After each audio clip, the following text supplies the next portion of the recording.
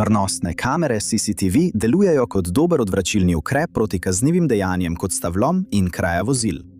V mnogih primerih so storilci sicer ujeti na kamero, vendar jih nikoli ne identificirajo.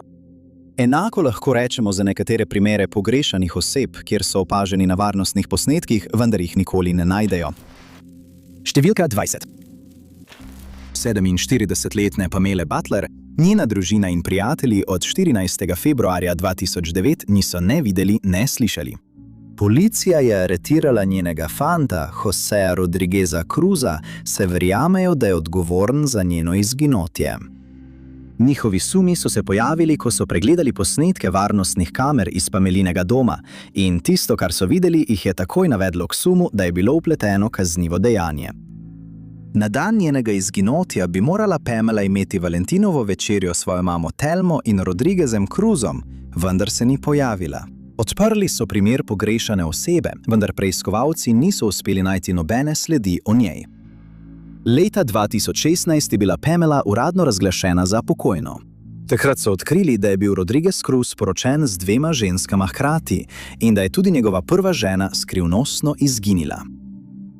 Posnetki varnostnih kamer iz Pamelinine hiše so pokazali, da je Rodriguez Cruz prišel in nato v 4 dneh večkrat vstopil in izstopil iz hiše. Verjame se, da je v tem času odstranjeval dokaze, kljub njegovim trditvam, da je Pamela končala njuno razmerje in da se je v hišo vračal le zato, da bi pobral svoje stvari. Rodriguez Cruz je bil aretiran in obtožen kaznivih dejanj zoper Pamelo in svojo bivšo ženo, po priznanju krivde pa je bil obsojen na 52 let zapora. Pamela nikoli ni bila najdena, vendar je policija njen primer zdaj zaprla.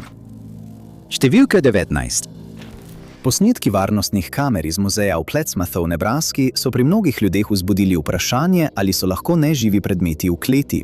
Saj je ena od kamer v stavbi ujela nekaj, kar ne bi smelo biti mogoče. Muzej, o katerem govorimo, se imenuje Muzej Senc, ustanovil pa ga je Nate Raderman, demonolog, skupaj s svojo ženo Kate, ki je duhovna medika. Skupaj zbirata in razstavljata artefakte z vsega sveta, ki naj bi bili v kleti, in muzej je hitro postal priljubljen tako med turisti kot domačini. V času snemanja varnostnih kamer sta zbrala že več kot 3000 takšnih artefaktov. Med njimi so lutke, za katere pravijo, da se premikajo same od sebe, Ouija deske in celo pohištvo, za katerega pravijo, da je povezano s paranormalnim. V preteklosti so gostje doživeli, da so se vrata sama odpirala, artefakti so se nenadoma premikali, kot da bi jih premikala nevidna roka, in en obiskovalec je celo poročal, da ga je nekaj, česar ni mogel videti, opraskalo. Za Nata in Kate so to vsakodnevne izkušnje, vendar se veliko ljudi muzeju izogiba kot hudič križu, saj se bojijo, da bi se jim kaj priklopilo, preden zapustijo stavbo. Energija v muzeju naj bi bila mračna in, če verjamemo posnetkom varnostnih kamer, to sploh ni presenetljivo. Nekega jutra leta 2018, ko je bil muzej še zaprt, so varnostne kamere, ki so snemala eno izmed sob, ujele paranormalno dejavnost v trenutku, ko se je dogajala. Soba je polna različnih predmetov, kot so krsta, otroški stolček in žoga, ki leži na tleh. Toda se žoga nenadoma dvigne v zrak, kot da bi jo dvignil duh, in nekateri so predlagali, da se je z njo igral duh. Ali je temu res tako, ostaja neznano, vendar dokončne razlage nikoli niso našli. Številka 18. 18. Angat Warongaj, ki ga domačini preprosto imenujejo Rongai, se nahaja v okrožju Kajiado v Keniji.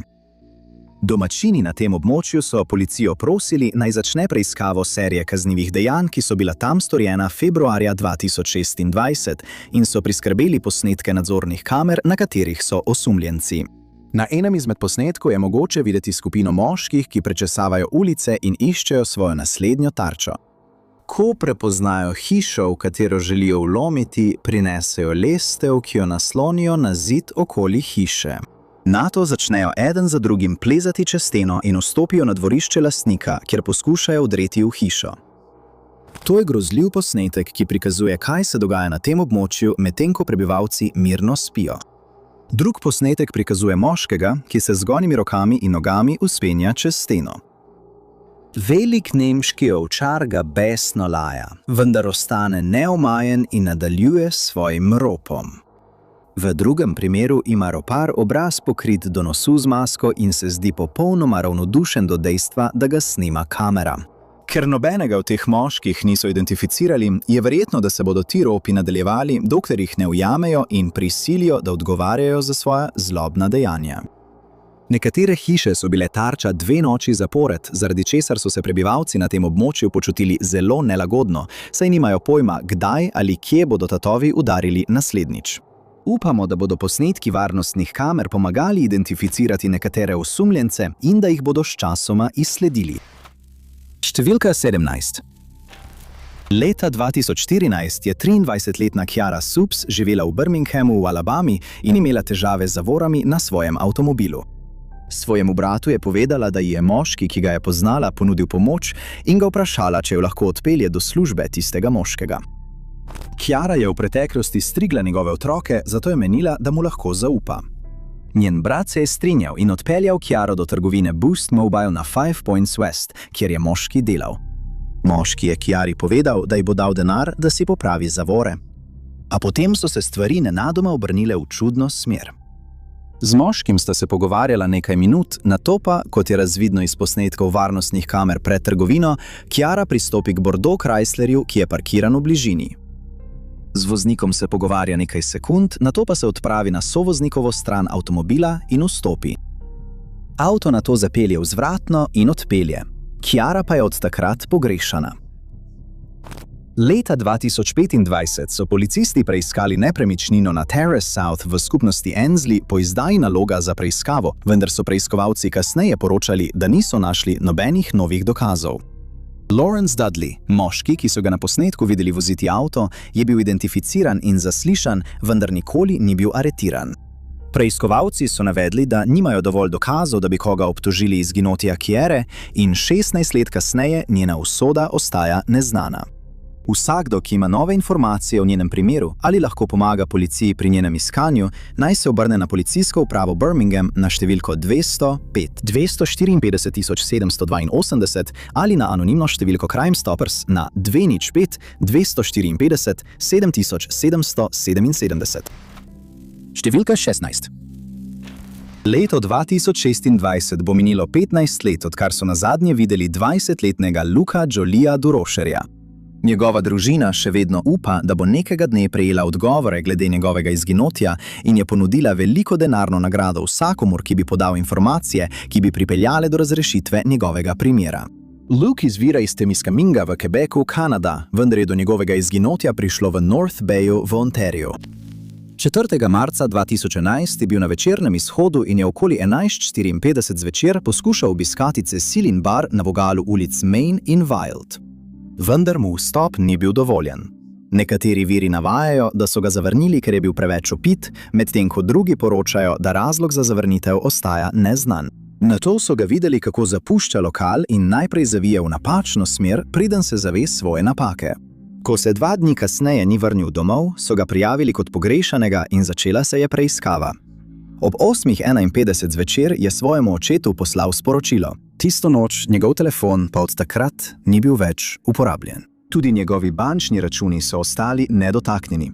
Vendar so njegovo bančno kartico 15. marca našli v delu ulice Sherbrooke pri hišnih številkah v 500 in jo predali policiji. Iskanja na tem območju niso obrodila sadov. Lukova družina pa ponuja nagrado v višini $50,000 za informacije, ki bi pomagale ugotoviti, kje je. Opisan je kot oseba z rjavimi lasmi, rjavimi očmi, visok 5 čevljev in 8 palcev ter težak 150 funtov v tistem času. Leta 2011 je imel zobni aparat na zgornjih zobeh. Preiskovalec je izjavil, da so iskali značilni vijolični pas, ki ga je Luka pogosto nosil, vendar ga nikoli niso našli. Vsak, ki ima informacije o Lukovem primeru, naj se obrne na policijsko postajo North Bay na številko 7054975. Številka 15. Policija v Severni Irski je prosila javnost za pomoč pri iskanju 39-letne Natalie Gallagher, ki je nihče od njenih bližnjih ni videl, odkar se je 4. marca 2026 pojavila na posnetkih varnostnih kamer. Slike z teh posnetkov so zdaj na voljo javnosti v upanju, da bo kdo prepoznal Natalie in policiji sporočil njeno zadnjo znano lokacijo. Posnetek je posnela kamera na ulici Amelia Street v središču Belfasta okoli 20:30. Na posnetku je videti Natalie, kako hodi v smeri Killanovega doma v družbi dveh moških.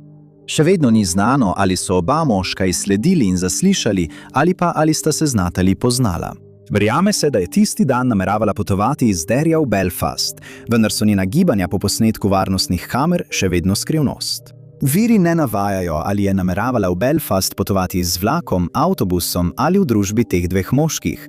Prav tako niso našli nobenih dodatnih posnetkov varnostnih kamer. Zato je policija pozvala vse, ki so tisti dan videli Natalio, naj se oglasijo, da bi lahko posodobili podatke o njenih zadnjih znanih gibanjih. Na posnetku je oblečena v belo srajco s črnim plaščem, črnim spodnjim delom oblačil in črnimi škornji. Policija je izjavila, da so z vsakim dnem vse bolj zaskrbljeni za njeno dobrobit in obljubila, da bodo sledili vsaki sledi, ki jo prejmejo od javnosti, da bi jo lahko varno vrnili njeni družini. Če imate takšne koristne informacije, vas prosijo, da pokličete na številko za nujne primere 101 in navedete referenčno številko 1290505327. Številka 14. Courtney Lake je otroštvo preživela v St. Lawrenceu na Newfoundlandu in skozi vse življenje je bila znana po svoji svobodomiselnosti. Ona in Jason Pike sta se spoznala kot najstnika in skupaj sta dobila sina. Nato je spoznala moškega po imenu Philip Smith, in po vseh pričevanjih je bila to toksična zveza. Potem, ko jo je napadel, so ga prijavili policiji in zveza se je s tem končala.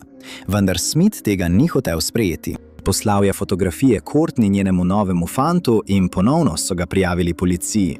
Courtney je dobila varstveni ukrep proti Smithu, podoben prepovedi približevanja, Smith pa je moral biti 4 dni v zdravstveni ustanovi, saj novice ni dobro sprejel. Poskušal je preklicati prepoved na sodišču, vendar ni bil uspešen. Nato je kršil prepoved, ko je 5. junija 2017 stopil v stik s Courtney kar 33krat v enem samem dnevu. Nato so ga aretirali potem, ko se je peljal mimo doma njene družine. Bil je aretiran in obtožen vseh kaznivih dejanj proti njej, ter mu je bilo naročeno, naj je ne kontaktira več. 4 ure potem, ko je zapustil sodno dvorano, je Courtney izginila. Ona in njen novi fant sta njenega sina peljala na plavalne vaje, nato pa so jo odložili doma. Prijavili so primer pogrešane osebe in kraljiva policija Nove Fundlandije je začela preiskavo. Posnetki varnostnih kamer z bencinske črpalke, kjer je Courtney kupila nekaj stvari, so bili objavljeni javnosti, vendar se nihče ni oglasil z informacijami. 27. junija je bil Smith aretiran, ko so ga opazili, da pije alkohol v baru, kar mu je bilo prepovedano. Njegovo hišo so preiskali in zbrali nekaj dokazov, vendar policija ni želela razkriti, kaj so tam našli. 30. junija je bilo objavljeno, da sumijo kaznivo dejanje v zvezi s izginotjem Courtney in da je primer prevzela enota za hujša kazniva dejanja. Predmet, ki je pripadal Courtney, so 2. julija našli pri Torbayman's Pond, Smith pa je priznal, da jo je na dan njenega izginotja pobral. V letih, ki so minila, so preiskali še več območij, vendar Courtney nikoli niso našli, in ker je Smith zdaj pokojni, je verjetno s seboj odnesel vse informacije o njeni lokaciji. Kdorkoli lahko doda dodatne informacije o njenem primeru, naj se obrne na kraljevo policijo Nove Fundlandije na številko 709 729 8000 številka 13. Včasih se zdi, kot da je pogrešana oseba preprosto izginila iz obstoja in je nikoli več niso videli, kar je primer pri izginotju 24-letnega Kyla Fleischmana, ki ga od 9. novembra 2007 niso ne videli, ne slišali zanj. Da bi bilo še huje, so njegovi starši domnevali, da je bil žrtev kaznivega dejanja in da so njegovi posmrtni ostanki pokopani pod stanovanjskim kompleksom, ki je bil v gradnji v času njegovega izginotja. Vendar to nikoli ni bilo dokazano in ostaja le ugibanje. Novembra 2007 so Kyle in njegova družina živeli v mestu Charlotte v Severni Karolini, 9. novembra pa se je odločil, da gre z nekaj prijatelji ven. Odšli so na komični nastop in večer zaključili v baru Buckhead Saloon, kjer so ga posnele varnostne kamere. Nato so ga na posnetkih varnostnih kamer videli, kako hodi po ulici College Street v smeri proti Sixth Street, blizu restauracije z imenom Fuel Pizza. To je bilo zadnjič, ko so ga videli, in čeprav so bile javnosti na voljo slike iz posnetkov varnostnih kamer, se ni oglasila nobena verodostojna priča z novimi informacijami o njegovi lokaciji. Med intervjujem za eno izmed novičarskih hiš je vodilni detektiv v primeru izjavil, da je policija zmedena zaradi primera Kyla, saj niso prejeli nobenih namigov in niso našli nobenih dokazov, ki bi kazali na to, kaj se mu je zgodilo. Domneva se, da je bil žrtev ropa in da so roparji odgovorni za njegovo izginotje, vendar to prav tako ni bilo dokazano. Primer Kyla ostaja odprt, vendar je zastal zaradi pomanjkanja dokazov. Vsakdo, ki lahko pomaga policiji pri iskanju Kyla, naj se obrne na policijsko upravo Charlotte-Mecklenburg na številko 704-336-4978. Številka primera Kyla je MP 2456. Številka 12. Primer izginotja. 29-letne Peggy Maguire je eden tistih, ki je njeno družino in preiskovalce pustil zmedene, saj obstaja posnetek varnostne kamere, ki prikazuje možnega osumljenca, vendar ta nikoli ni bil identificiran, Peggy pa še vedno pogrešana. Leta 2015 je Peggy živela v Uvaldeju v Oklahomi, kjer je rada preživljala čas na prostem, ribarila, kampirala in skrbela za svojo čredo koz. Zapletla se je v nasilno razmerje z moškim po imenu Thomas McIntosh in čeprav je pridobila prepoved približevanja proti njemu, je kmalu zanosila in ostala z njim. Preselila sta se v Indiano, da bi začela znova, vendar se je McIntoshovo nasilno vedenje le še poslabšalo. Potem, ko jo je zadavil, se je odločila, da se vrne v Oklahomo, kjer je ostala pri svoji materi. Vendar jo je McIntosh prepričal, da se še enkrat vrne in tudi sam se je preselil nazaj v Oklahomo, da bi bil z njo in njunim sinom. Po končani medicinski šoli je dobila službo v negovalnem centru Wellington Hills in začela hoditi z moškim po imenu Richard, medtem ko je načrtovala pobeg od McIntosha. 16. novembra 2015 je končala svojo izmeno, nato pa je sina odpeljala v šolo. Naslednji dan je bila pogrešana, njen tovornjak pa so našli na parkirišču bara blizu njene hiše.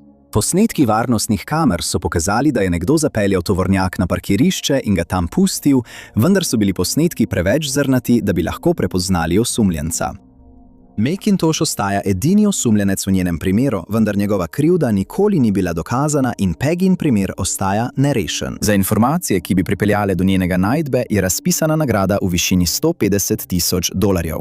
Vsak, ki ima takšne informacije, naj se obrne na šerifov urad okrožja McIntosh na številko 9186 892526 ali na državni preiskovalni urad Oklahome na številko 9184 236 672. Številka 11. Našli so več posnetkov varnostnih kamer, ki prikazujejo zadnje znane premike 18-letnega Thea Hayesa, ki je pogrešan od 31. maja 2019. Kljub temu ga nikoli niso našli. Theo, ki je prihajal iz Belgije, je leta 2018 potoval z nahrbtnikom po Avstraliji in tik pred njegovim izginotjem 31. maja naslednje leto so ga ujeli varnostni posnetki v nočnem klubu Cheeky Monkeys v Novi Južni Wales. 6. junija je njegova družina stopila v stik s policijo v Avstraliji, ko niso mogli stopiti v stik z njim in prijavili so ga kot pogrešanega.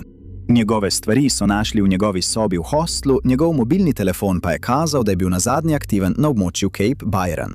Njegovo kapo so kasneje našli na plaži Telov, podatki iz Googla na njegovem telefonu pa so pokazali, da je potem, ko so ga zaradi prevelike opitosti vrgli iz bara, zavil v napačno smer. Večkrat je na telefonu iskal navodila za pot, vendar se je vedno bolj izgubljal in hodil nasprotno smer od navodil, ki jih je dobil. Na koncu je zašel globoko v grmičevje, včasih tekel in izgubil kapo, ko je zapustil pot. Njegov telefon je bil izklopljen ob 1:02 zjutraj in od takrat ga nihče ni več videl. Iskanja niso prinesla nobenih rezultatov, za vsakogar, ki lahko pomaga razrešiti njegov primer, pa je razpisana nagrada v višini $500,000. Če imate dodatne informacije o primeru T, prosimo obvestite policijsko postajo Byron Bay na številko 026 68 59 499. Številka 10. 32-letni Chad Gibson je nenadoma izginil 19. decembra 2015. Sprva so upali, da bodo posnetki varnostnih kamer iz Central Pub v Newquay, Cornwall, Anglija, zagotovili dovolj dokazov za njegovo izsleditev, vendar temu ni bilo tako. Njegova družina je izjavila, da je dom zapustil okoli 10:30 zjutraj. Na dan njegovega izginotja, posnetki varnostnih kamer pa ga prikazujejo, kako ob 17:10 hodi mimo restauracije Frankie and Benny's na East Streetu in se odpravlja v smeri Trinity Streeta.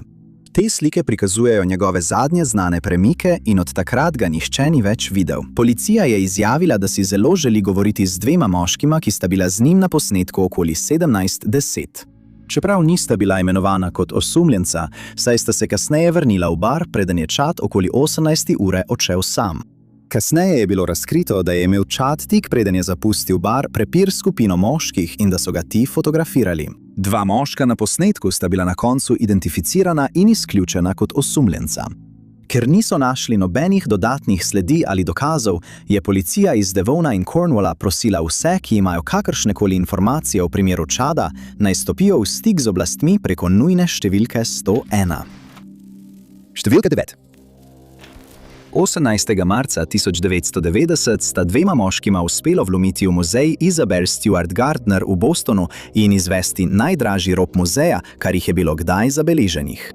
Pobegnila sta z 12 mojstrovinami, med katerimi so bile 3 slike Rembrandta in 5 del Edgarja Degasa. Pogrešana dela so bila ocenjena na približno $500 milijonov za vsakogar, ki bi policiji pomagal identificirati osumljence ali izslediti ukradene slike, pa je bila ponujena nagrada v višini $5 milijonov. Kljub tej ogromni nagradi ni bil nihče nikoli aretiran in nobena od slik ni bila nikoli najdena.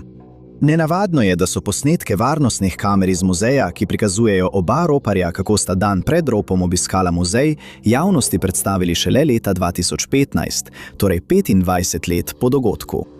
Upa se, da bo kdo prepoznal storilce in obvestil policijo, da jih bodo končno lahko prijeli. Posnetki prikazujejo tudi rdečega kombi-limuzinskega avtomobila, ki je bil domnevno uporabljen kot vozilo za pobeg, in oblasti so pozvale vse, ki ga prepoznajo, naj se javijo. Po besedah varnostnika, ki je bil tisto noč na dolžnosti, sta moška prispela oblečena kot policista in trdila, da se odzivata na prijavo o motenju reda v muzeju. Zato ju je spustil v stavbo, ne da bi vedel, da bosta manj kot 24 ur kasneje ukradla umetnine v vrednosti več milijonov dolarjev. Nikoli niso pokazali nobenega orožja, policija pa je bila o ropu obveščena šele potem, ko je bil že izveden, kar je roparjem dalo dovolj časa za pobeg. Nobenih osumljencev niso nikoli imenovali in to ostaja največja muzejska tatvina v vsej zgodovini. Številka 8. Leta 2016 je policija v Avondaleu, Auckland, Nova Zelandija, objavila posnetke nadzornih kamer več osumljencev, ki so v tem območju izvedli bančne rope, vendar kljub zelo jasnim posnetkom nikoli niso bili identificirani. Oba ropa, o katerih je govora, sta bila izvedena v razmaku 4 mesecev v isti banki. Prvi pa se je zgodil 11. decembra tistega leta. Prvi ropar je udaril v kreditno zadrugo West Forest na Great North Road, v stavbi pa je bilo takrat več ljudi. Potrudili so se, da bi policiji čim bolje opisali moškega, vendar je ta svoj obraz skril za svojimi oblačili in ga ni bilo mogoče prepoznati. Opazili pa so, da je imel obliže na obrazu in roko v opornici. Priče so tudi poročale, da je nosil sončna očala, da bi skril svojo identiteto. Zanko je uporabil za skrivanje strelnega orožja, ki ga je pokazal, ko se je približal blagajničarki. In potem, ko je pobral ves denar, ki ga je lahko, je pobegnil peš. 4 mesece kasneje je bila ista banka ponovno oropana. 12. aprila je moški z bandano čez obraz sledil istemu načinu delovanja in pristopil do blagajničarke s pištolo v roki. Nosil je tudi sončna očala, vendar ostaja neznano, ali je bil to isti moški ali drug ropar. Potem, ko je pobegnil iz stavbe, so ga videli teči po dovozni poti, ki se nahaja poleg banke in ga niso mogli izslediti. Oba ropa sta bila izvedena v manj kot minuti. Policija pa je namignila, da bi dogodka lahko bila povezana, čeprav ni znano, ali je isti ropar udaril dvakrat. Če prepoznate moška na tem posnetku, vas prosimo, da kontaktirate kriminalistično enoto Avondale na številki 092 138 448. Številka 7. Zaradi govoric na internetu se je o izginotju 31-letnega Caleba Peredica, ki je izginil iz Edmontona v Alberti, Kanada 31. maja 2026, razširilo veliko napačnih informacij. Nekateri viri napačno navajajo, da so ga našli mrtvega, vendar po dnevnih posodobitvah policijske službe Edmontona ga še vedno aktivno iščejo. Še vedno ni znano, odkot izvirajo te neutemeljene informacije, vendar je treba poudariti, da niso resnične. Caleba so nazadnje ujeli varnostni posnetki, ko se je okoli 18:45 sprehajal po ulici Tanager Close. Na posnetku je viden, kako med hojo gleda v svoj telefon. Policija je prosila prebivalce območja, naj pregledajo svoje varnostne posnetke, če so tistega dne morda ujeli Caleba, saj upajo, da bodo njegovi premiki po zadnjem opažanju pomagali odkriti, kje se nahaja. Njegova družina je povedala, da je vedno v stiku z njimi, zato je njegovo izginotje zelo nenavadno zanj. To je povzročilo zaskrbljenost, da se mu je tistega dne zgodilo nekaj hudega, vendar v tem trenutku ne sumijo kaznivega dejanja. Na posnetku je Caleb oblečen v temno jakno s kapuco, hlače barve kaki, črno kapo s šiltom in črne čevlje. Opisan je kot oseba z rjavimi lasmi in lešnikovimi očmi, visok pa je okoli 175 cm. Prepoznamo ga lahko tudi po tetovaži ure na desnem podlakti in tetovaži plamena na desnem tricepsu. Ni znano, kakšni so bili njegovi načrti, preden je izginil, zato nihče ne ve, v katero smer je odšel potem, ko so ga nazadnje videli na posnetku. Vsak, ki ima posnetke Caleba ali dodatne informacije o njegovem primeru, naj se obrne na policijsko službo Edmontona na številko 780 4234 567. Lahko pa pokličejo tudi 37 z mobilnega telefona. Številka 6. Posnetki varnostnih kamer so bili objavljeni po izginotju 47-letnega Joea Warrena, ki se 25. julija tistega leta ni vrnil domov in ga od takrat niso več videli. Takrat je Joe živel v Hackneyju, vzhodni London, Anglija, svojo sestro Rosie, ki je od takrat večkrat pozvala javnost za informacije. Skupaj sta živela več kot 10 let. Rosie pa je medijem povedala, da so njenega brata nazadnje videli 25. julija tistega leta blizu mostu Marshgate in Hackney Marshes okoli 9:30 zjutraj. Na posnetku varnostnih kamer, ki so ga kasneje pridobili preiskovalci, je Joe viden, kako hodi iz pomožnega objekta pri mostu Marshgate in zdi se popolnoma sproščen, ko gre mimo kamere. Ostaja skrivnost, kam je šel potem, zato policiji ga ni uspelo izslediti. Policija prav tako ni navedla, ali sumijo kaznivo dejanje v primeru Joe, njegova družina pa obupano išče odgovore. Preiskali so več območij v vzhodnem Londonu in zaslišali prebivalce tega območja, če bi kdo opazil Joeja po zadnjem videnju na tem posnetku. Vendar niso prejeli nobenih nadaljnjih namigov in njegova usoda ostaja neznana. Njegova družina je razdelila letake na več območjih, da bi povečala ozaveščenost o njegovem primeru, vendar se nihče ni oglasil z dodatnimi informacijami. Dodatna iskanja so potekala v Epping Forestu, vendar brez uspeha. Joejeva sestra pravi, da ima Joe kratke rjave lase, ki se mu na vrhu redčijo. Visok je približno 191 cm ter ima vitko postavo. Na posnetku je oblečen v maskirno jakno, zelene hlače in črne superge z belimi podplati. Če ste opazili Joeja ali veste, kje bi lahko bil, pokličite številko za nujne primere 101 in posredujte informacijo. Navedite številko primera 23 MIS025447. Številka 5. Okoli 6. ure zjutraj 9. maja 2026 je moški na vlaku iz Stockwella v Londonu doživel pretresljivo izkušnjo, ki še vedno ni razrešena. Policiji je povedal, da sta do njega pristopila dva moška, ki sta očitno imela zle namene. Eden od moških je nenadoma zgrabil njegovo torbo, ki jo je odložil na sedež poleg sebe, a jo je takoj zagrabil nazaj, saj je v njej imel več svojih osebnih stvari. Oba roparja tega nista dobro sprejela in sta ga napadla s steklenicami. Prepir se je preselil na peron na postaji London Victoria, napadalca pa sta bila prisiljena pobegniti, saj se je začela zbirati velika množica ljudi. Žrtev so odpeljali v bližnjo bolnišnico, kjer so mu oskrbeli poškodbe, med katerimi sta bila zlomljena čeljust in ureznine na glavi.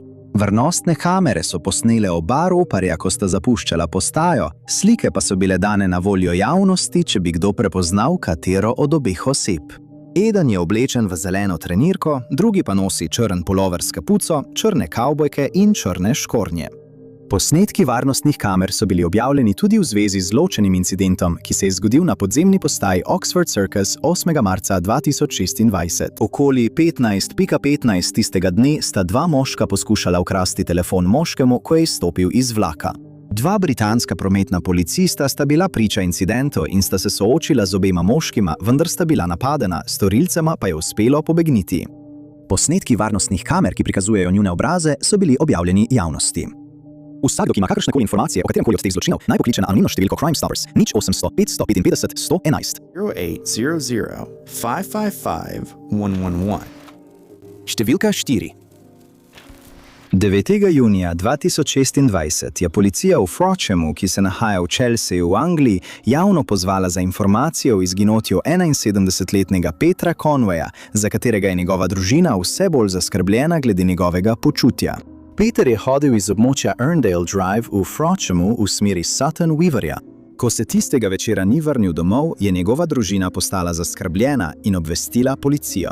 Verjame se, da je bil še vedno peš, ko je izginil, vendar okoliščine njegovega izginotja ostajajo skrivnost. Nič ni bilo najdenega, kar bi nakazovalo, v katero smer je hodil potem, ko so ga ujele varnostne kamere. Zato je policija prosila vse, ki so tisti dan videli Petra, naj jih kontaktirajo. Če bodo lahko potrdili njegovo prisotnost na drugem območju kasneje tisti dan, bodo morda lahko sestavili časovni potek njegovih gibanj tistega dne. Upajo, da bo to pripeljalo do tega, da bodo Petra našli in ga pripeljali domov k njegovi družini. Njegova družina se je tudi neposredno obrnila nanj in ga prosila, naj jih kontaktira ter jim sporoči, da je v redu, če je temu tako. Na posnetku nosi siv t-shirt, črno puhovko, modre trenirke, pohodne čevlje in ima nahrbtnik na hrbtu. Vsak, ki je videl Petra, naj kontaktira policijsko službo Cheshire na številko 101 in navede referenčno številko primera IML 234 6179. Številka 3. Osumljenec je bil aretiran v primeru izginotja 24-letne Alicije Apostolov Boyaran, ki je januarja 2020 izginila iz Durhama v Angliji, vendar je nikoli niso našli. Takrat je živela v mestu Ashton-under-Lyne v Tamesideu, Veliki Manchester, in 14. januarja tistega leta jo je pobral moški, ki je vozil zlato obarvanega Volkswagena Passata limuzino. Nato so jo opazili na posnetkih varnostnih kamer v trgovini Asda v družbi moškega, za katerega so verjeli, da je voznik omenjenega avtomobila. Na posnetku jo vidimo, kako si ogleduje več izdelkov na policah trgovine, medtem ko drži zeleno nakupovalno košaro. Moški si je obraz zakrival s klobukom in kirurško masko, zato ga ni bilo mogoče prepoznati, saj njegov obraz nikoli ni bil jasno viden. Par je za plačilo nakupov uporabil bančno kartico Alicije, nato pa sta bila videna, kako odhajata. Priče so se oglasile in povedale, da so jo nato videli v istem avtomobilu, ko se je peljal iz Glossopa proti Chapel and Lafritu v Derbyshiru. Prijavljena je bila kot pogrešana, potem ko ni stopila v stik s svojo družino, in med preiskavo so policisti njen primer nadgradili v preiskavo umora, čeprav Alicije niso našli. Marca 2022 je bil aretiran moški po imenu David Alex Taylor, vendar je bil izpuščen na varščino. Ponovno so ga pridržali šele marca 2024, trenutno pa še vedno čaka na sojenje. Izrekel se je za nedolžnega, vendar je bil leta 2024, ko je bil zaprt v zaporu v Franklinu, obtožen tudi napada na policista. Vsak, ki ima dodatne informacije o primeru Ališe, naprimer dodatne posnetke varnostnih kamer z tistega dne, naj pokliče policijo na številko 101. Vsem prejetim namigom bodo sledili. Številka 2. 41-letna Sarm Heslop, ki prihaja iz Southamptona v Angliji, je izginila marca 2021, ko je bila na katamaranu Siren Song, kjer sta bila skupaj s svojim fantom Ryanom Baynom zaposlena kot kuharja. V času njenega izginotja je katamaran plul po Deviških otokih, 7. marca pa so ju videli na večerji na otoku St. John. Zaradi omejitev zaradi COVID-19 sta se morala do 22. ure vrniti na katamaran. Po besedah Ryana pa sta se vrnila veliko prej. Policiji bi povedal, da je bila Saram ob 22. uri že spala. In ko jo je ponovno preveril ob 2:30 zjutraj, je ni bilo več tam. Obvestil je policijo, ki mu je naročila, naj pokliče obalno stražo, vendar je to storil šele ob 11:45 tistega dne. To je pomenilo, da je minilo 9 ur, odkar je Saram izginila, kar je vzbudilo sum pri njeni družini. Nenavadno je, da katamarana nikoli niso preiskali, čeprav je policija enkrat stopila nanj. 9 dni kasneje je moški iz St. Johna stopil v stik s policijo in prijavil, da je slišal krik iz območja, kjer je bil katamaran zasidran v noči Sarminega izginotja. In FBI se je vključil v preiskavo. Nato so objavili posnetke varnostnih kamer, ki prikazujejo par, kako zapušča restavracijo, njena družina pa je opozorila, da je na posnetku oblečena v druga oblačila, kot so jih opisali pričevalci, ki so jo nazadnje videli. V Sarminem primeru nikoli nihče ni bil imenovan za osumljenca, vendar veliko ljudi meni, da Ryan ve več, kot želi povedati. To je posledica velikih časovnih vrzeli med njenim izginotjem in njegovim obvestilom obalni straži. Ryana policija nikoli ni uradno zaslišala in še vedno ni jasno, ali je odgovoren za njeno izginotje. Vsak, ki lahko posreduje dodatne informacije o Sarminem primeru, naj pokliče Crime Stoppers na USVI na številko 800 222 8477. Številka 1. Policijska služba Edmontona je objavila časovni potek znanih dejstev o izginotju 24-letnega Nathanisa Morastija, ki je član naroda Peter Ballantine Cree, ki se nahaja v Prince Albertu na severu Saskatchewana. Ob času njenega izginotja, 9. maja 2025, je obiskovala prijatelje v Edmontonu in tja je potovala skupaj z več drugimi prijatelji. Nathanis je bila videna na posnetkih varnostnih kamer 5. maja tistega leta, ko je okoli 1:30 zjutraj odšla iz hotela Continental Inn. Odpeljala se je s svojim avtomobilom Hyundai Tucsonom, ki so ga nato 8 minut kasneje videli, kako se vrača k hotelu. Ob 2:37 zjutraj je ponovno odšla in so jo nato videli v trgovini 7-Eleven na 156. ulici in 107. aveniji, odkoder je odšla ob 2:55 zjutraj. Verjameho, da se je nato peljala skozi območja Edmonton, Sherwood Park, Buck Lake, Nordack in Lake Louise. In 6. maja so opazili njen avto, kako se vozi skozi Britansko Kolumbijo. Naslednji dan so ga opazili na trajektu, ki je potoval v Nanaimo, 10. maja pa je bil avto odpeljan nazaj v Edmonton. 12. maja so ga videli v Lloydminsterju, 3 dni kasneje pa so ga našli zapuščenega in prebarvanega v skupnosti James Smith Cree Nation v Saskatchewanu. Vozilo in okolico so preiskali, vendar niso našli nobenih sledi Nathanisa. Od takrat ni bila v stiku s svojo družino, policija pa je izjavila, da njeno izginotje obravnavajo kot sumljivo. Vsak, ki ve, kje je Nathanis, ali lahko doda dodatne podrobnosti k preiskavi njenega primera, naj se obrne na policijsko službo Edmontona na številko 780 423 4567.